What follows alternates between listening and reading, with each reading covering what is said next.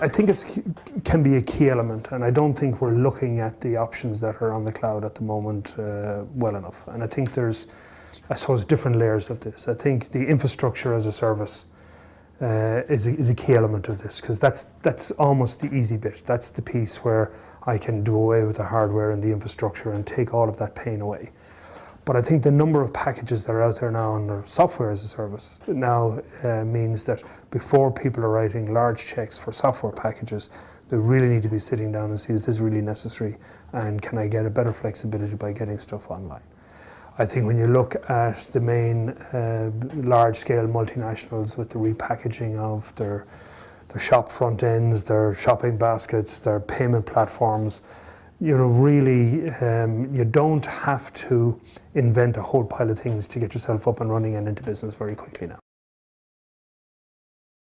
It's definitely the smaller company from what we're seeing, and we see that there's a willingness to try something. Costs are a huge focus, so how can I get away without having to spend money, but you know, keep growing my business and the services.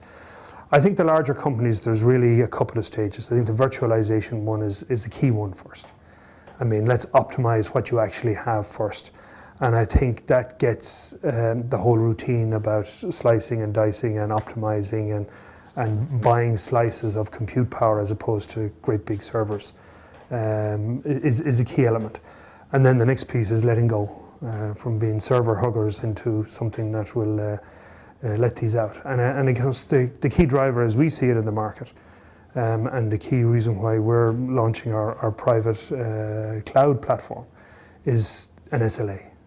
How do you give, you know, small, medium, and large companies comfort that they actually have a service level that they can find acceptable? And you know, we've been delivering service levels for years in the data center, so we just see it as it's a very small step for us to wrap that offering around the service level that we're currently giving.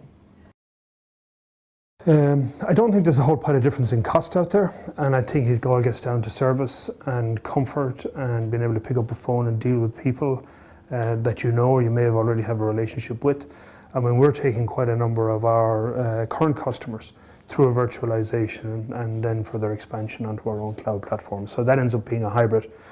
I'm going to preserve the hardware that I have, but for my new stuff, I'm going to transition out. And that's a very cost-effective way of doing it. And I think that's going to get a lot of people into this space faster. But I think the service level agreements are things that become more and more important.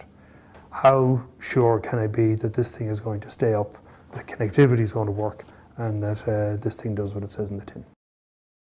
I think a full analysis of your current platform, looking at a profile out over where you see the business going and the applications and uses that you need to do, and then really understanding how you can get yourself from where you are now to that transition.